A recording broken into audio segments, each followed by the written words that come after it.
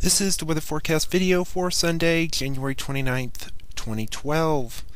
Let's take a look at the satellite image from last evening. You can see a bit of mid and high level cloudiness across the upper Midwest with a few flurries in that area, and another storm system with quite a bit of cloudiness over the Northwest and Northern Rockies that'll be moving across the northern tier of the country later in the week. Watch morning map from just before midnight shows some winter weather advisories across lower Michigan, some lake effect snow advisories and warnings over upper Michigan, and some winter weather issues over the far northwest. QPF chart precipitation over the next 5 days through Thursday evening at 6 o'clock shows a pretty decent amount of precip from southeastern Texas through the lower Mississippi and Ohio Valley and up into New England, and a lot more precip over the Pacific Northwest. Let's take a look at the 0Z GFS Model Run. At 6 p.m. this evening, you'll see a pretty broad trough over the eastern half of the country with a little bit of a broad ridge over the west. West-northwesterly flow aloft here, and that'll keep temperatures a little cool today, highs in the 20s to middle 30s, with the warmest temperatures being across the western counties, with a little bit of snow moving across North Dakota. That'll move up into the Great Lakes later on Monday, with some lake effect in that area, and temperatures warm up with southwesterly winds back into the 30s and 40s across the state.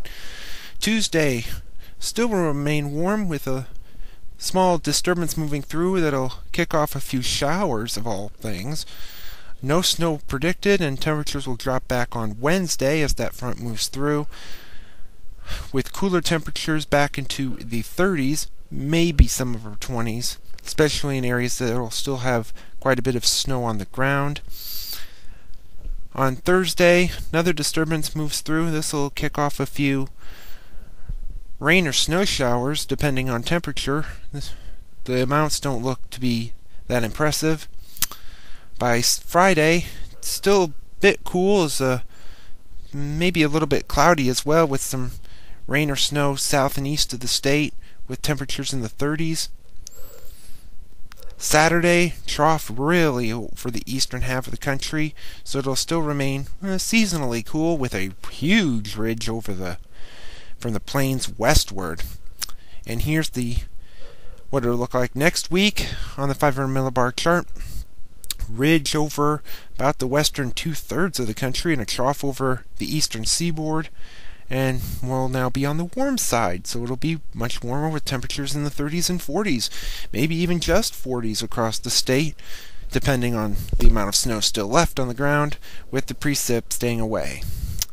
We head further into the month of February on the 9th. You can see vortex over the Canadian Maritimes, another piece of energy dropping into Alberta, and that's a pretty big 1052 millibar high in Nunavut province, and that's going to bring Arctic air back into Canada, and it'll be seeping into the United States at that time. A few days later on the 11th, it'll be right along the U.S.-Canadian border and a huge ridge up into Alaska with an omega block over Alaska with the air coming from the North Pole, and there's the high pressure over Saskatchewan at this point, and with that, an Arctic front and some disturbances, and we could see some precipitation, maybe some snow if this is right by that point. At the end of the forecast, a few days later on the 13th, we're back to a flat flow again, a west-east zonal flow with a little bit of a ridge over the plain states, but it's very broad, and with that, the Arctic high pressure is getting a little bit filled in, but here comes another one that's in the Yukon, and still more precip just to our west and just to our south.